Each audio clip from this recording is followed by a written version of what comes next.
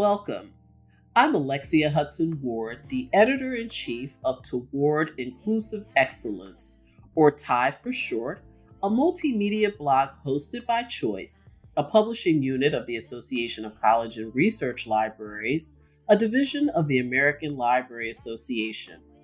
Among the goals of this channel is the development of a corpus of resources for information professionals, undergraduates, faculty of all discipline, campus staff, and administrators at every level seeking to advance and promote research-centered diversity, equity, and inclusion insights on their campuses and within their communities.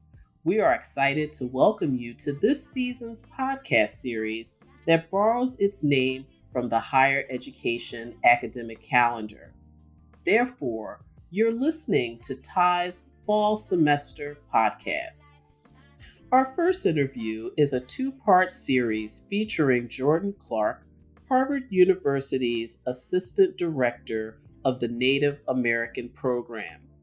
Jordan is an enrolled member of the Wampanoag Tribe of Aquinnah, located on Martha's Vineyard in Massachusetts. He holds a bachelor's degree in African American Studies from Temple University and a master's in international affairs focusing on governance and rights from the New School in New York City. Jordan's professional background includes a DEI leadership position and a history faculty role in a private high school. He has also executed leadership training and professional development for high school students and adults. Our conversation for TIE focuses on Jordan's essential work to further historical insights into the long-standing and complicated connection between the Wampanoag tribe and Harvard University. One of his goals is to support documenting and strengthening the recognition and contributions of his tribe within the university and the larger community. In part one, we discuss many topics, including the Afro-Indigenous history of Martha's Vineyard and how universities can shift towards a collective decolonial mindset. In part two of our interview, we delve into how decolonializing academic libraries must go beyond our collections and why it's essential to strike a balance with using AI that is strategically cautionary and visionary with Native American history. Jordan also wastes no time demonstrating his Harvard pride, and you'll get to hear that in a few points in this interview. And now part two of our Toward Inclusive Excellence Fall Semester Podcast interview with Jordan Clark, Harvard University's Assistant Director of the Native American Program.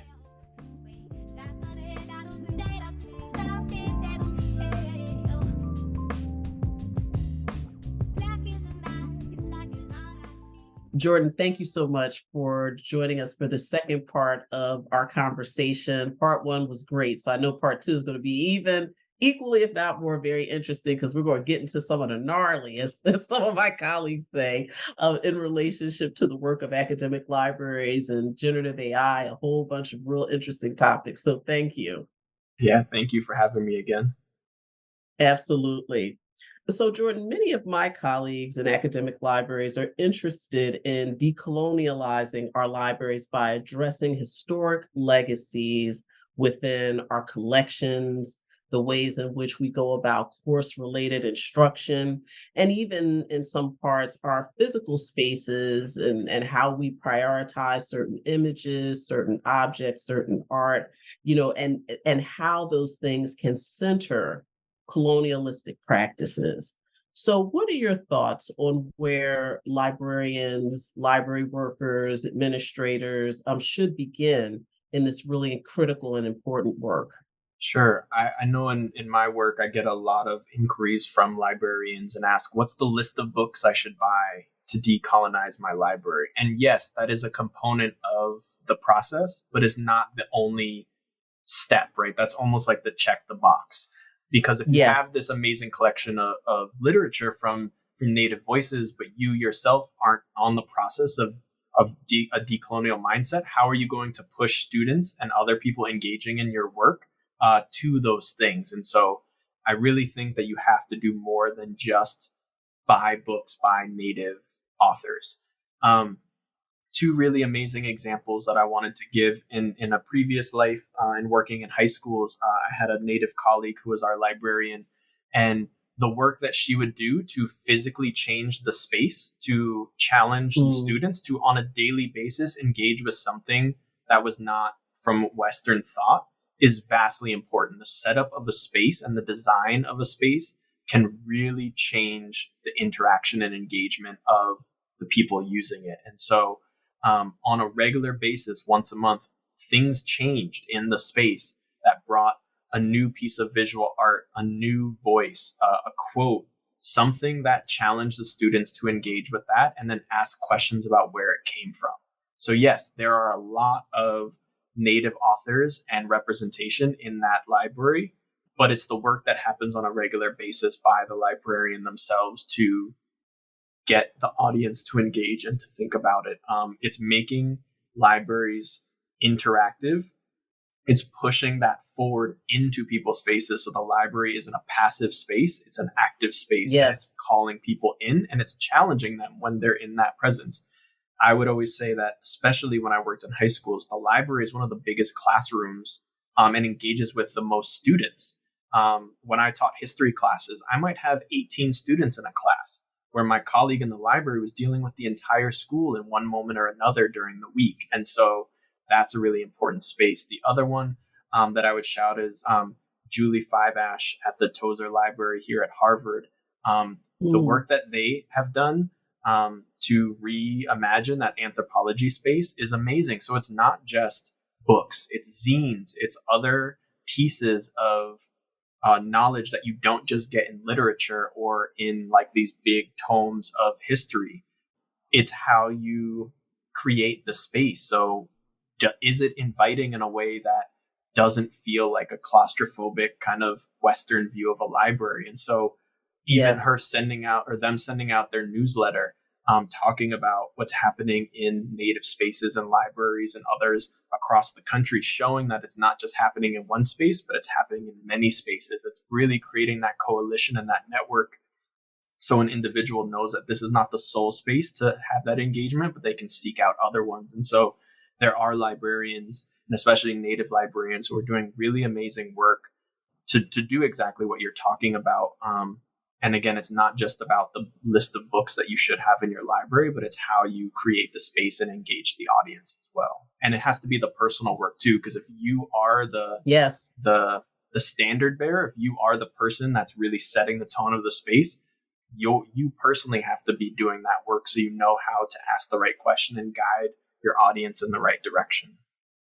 Yes, yes. Thank you so much for that answer and for the great shout out to two of my colleagues, and one especially in school libraries, because I have said before that I feel there's so much knowledge and co-learning that can happen between academic library workers and school library workers around just the points that you had centered, and most specifically how space and engagement can be dynamic and not passive, and the ways in which you can enliven a space without it having to be a big capital project, right? Like you can create a dialogue space on a particular topic, and it's just a matter of just saying you're going to do it, right? And so I appreciate you raising all of those really important suggestions.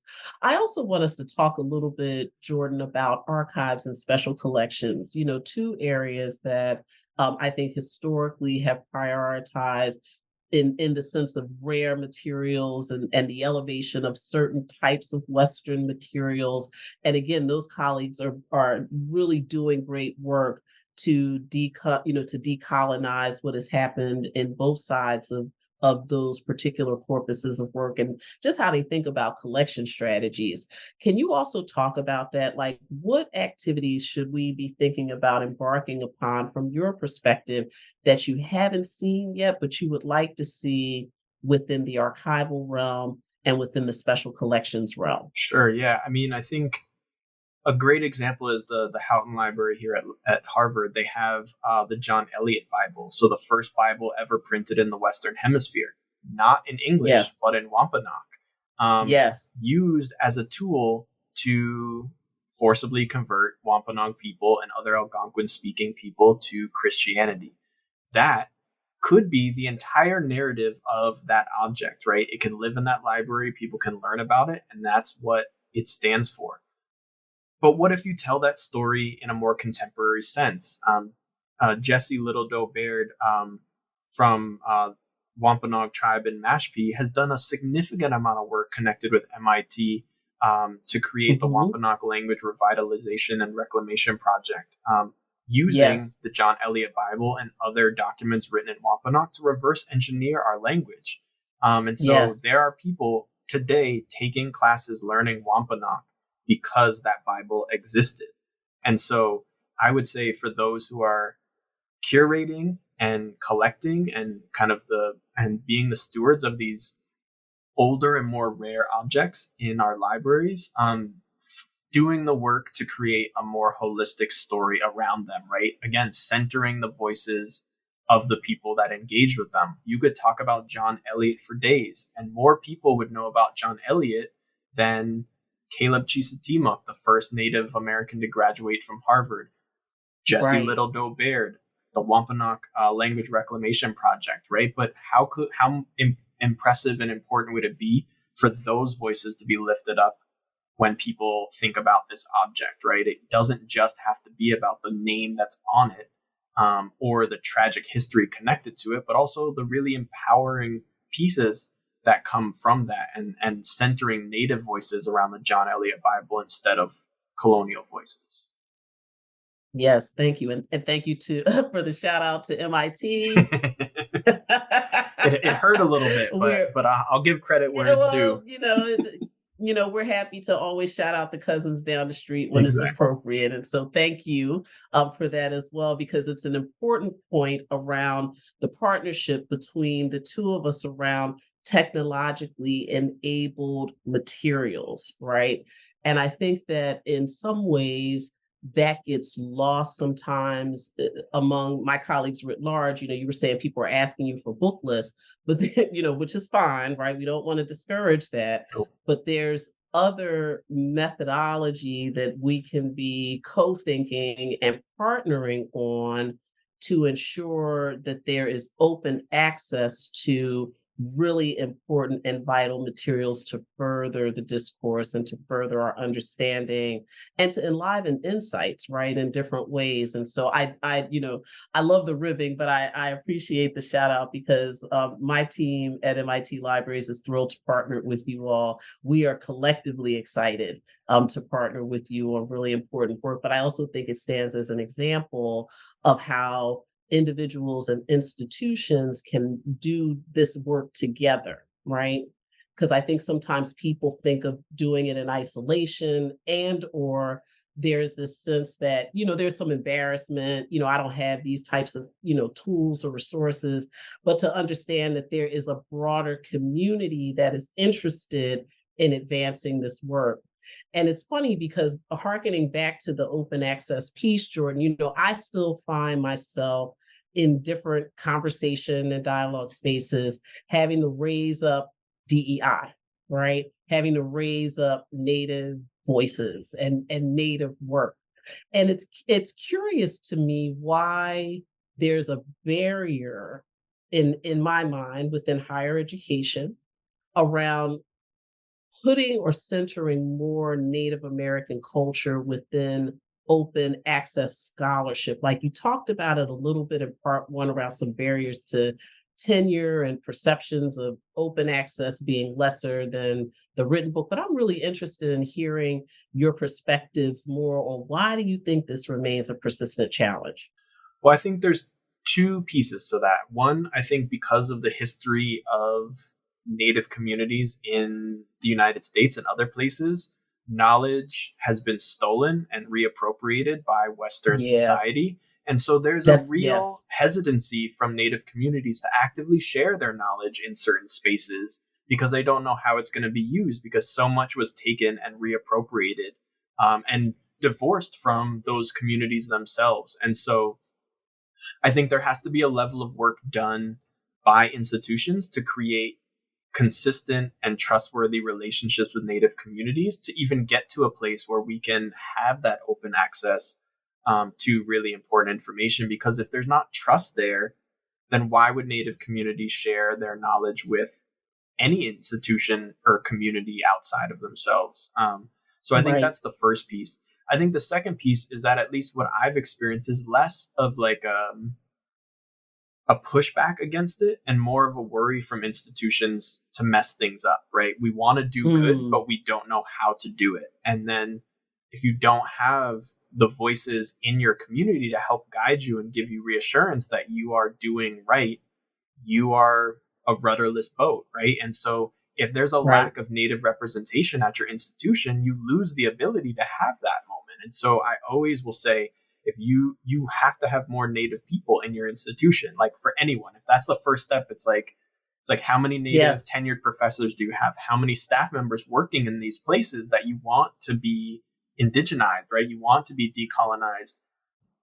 If there's not Native voices in those spaces, it's going to limit your progress. And so if I could give advice to anyone, it would be like hire more qualified Native people for the jobs that you have open. And then you'll see a massive shift because you will see the work done in your programs completely change, but you'll also see the ability to maybe connect in meaningful ways to local Native communities and start to build that relationship that allows for that even exchange of information and access. Because I would say if you want a Native community to share their information with you, what are you sharing with them to make it mutually beneficial? How many Native students are Right. you bringing into your institutions from those communities? If you don't have any Wampanoag students at your school, why would the Wampanoag community outrightly share their wisdom with you? And so, again, I think it has to start there and it has to be consistent over a long period of time to really see benefit. Yeah, thank you so much for that really important piece because, yeah, right. I mean, one would think that that would land like right, like right at the heart of it. Like we should have more Native, Indigenous people working for us, right? Yet we do throw up kind of the barriers, or and part of the barrier is the fear, like I'm gonna mess it up. Mhm. So I appreciate you giving people space to say it's okay. We can do these things incrementally, yet you still have to have an intentional gaze on the compositional mix of who you have within your respective institution that can help to guide some of this important work as well. So thank you for that. One of the other things that I could talk to you for hours. So just in the spirit of just transparency, I'm gonna try to make this our last question or somewhere around the last question.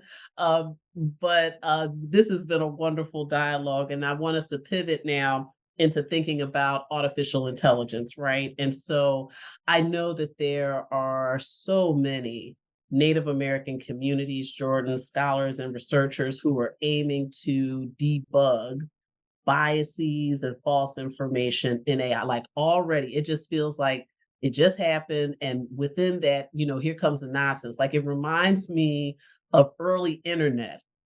Dave Chappelle did a really funny skit where, he kind of said if the internet was a mall, and it was just a mess, like just all types of false information being shared and other strange happening. And in many ways, I feel that way about what is taking place with indigenous communities and AI. And so there are many people that are trying to also embrace AI to advance critical cultural history. And so, how are you thinking about striking this balance between exercising caution, yet also really taking on strategic management of AI to ensure that Native American history within AI tools are as accurate as possible? That's a really good question. I think in academia, like the large language models are at the forefront of the Yes. conversations that are happening in schools all over the place. I think the really important piece in my limited knowledge of how all that works is that those tools aren't creating anything. They're scraping information that already exists. So the challenge for Native communities is that the sources that they're scraping from are problematic or colonized or from a Western view. And so if those models are pulling from this already colonized system, then it's only a matter of time that's what they're going to perpetuate and uplift. And so I think what that represents to me is the biggest like bullhorn that has ever existed, right?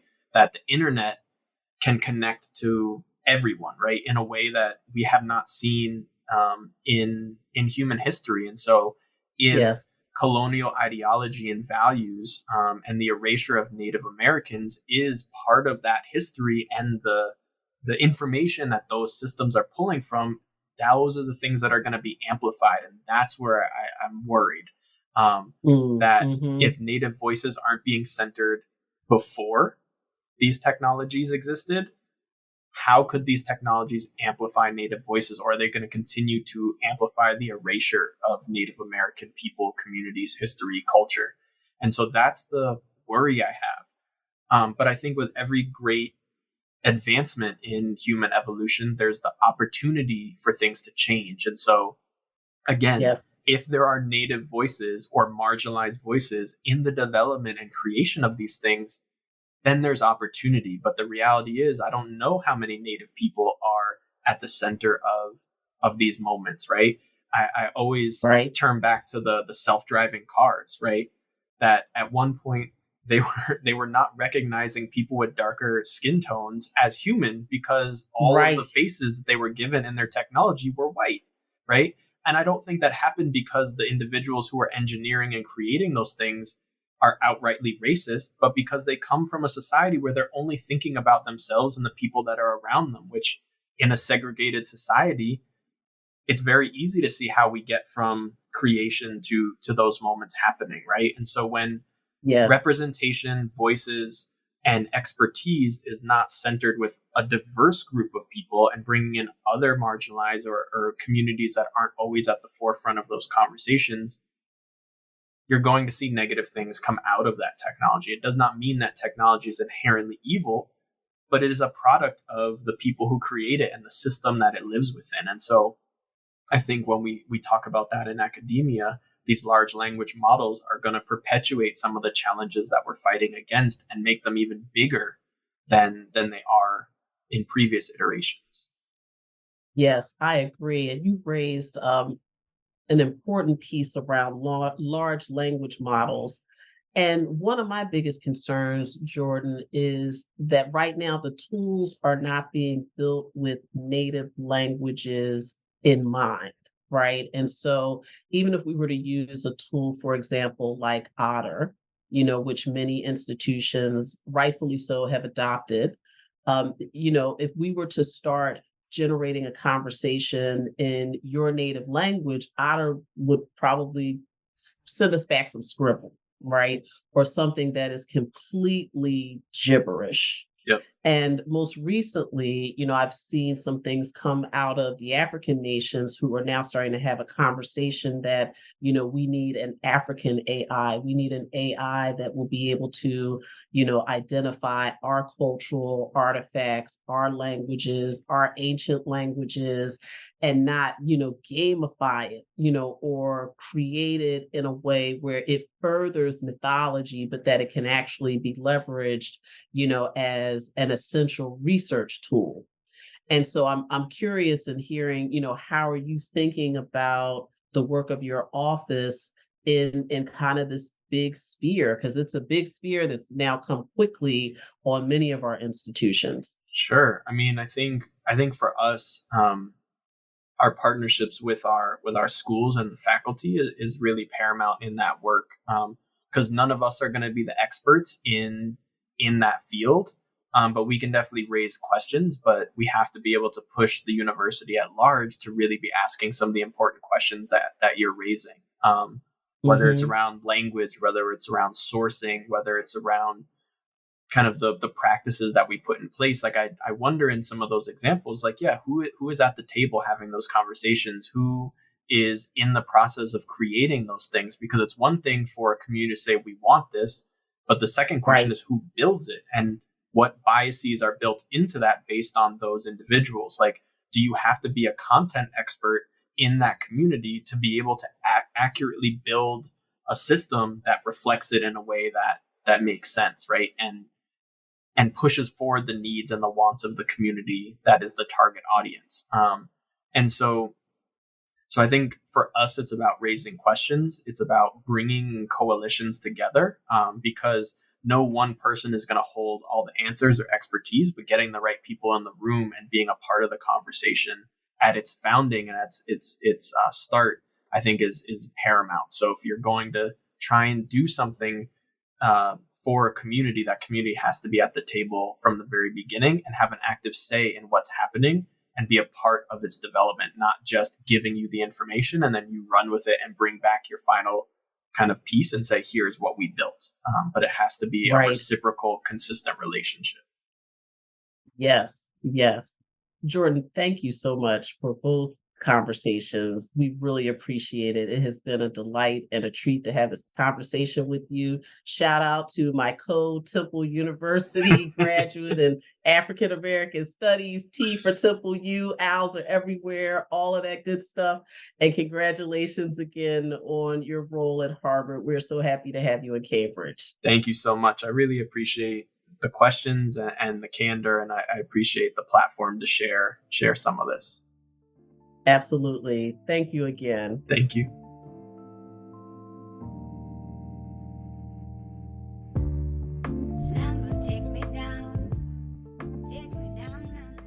Thank you for listening to our Toward Inclusive Excellence Fall Semester podcast with Jordan Clark, Harvard University's Assistant Director of the Native American Program.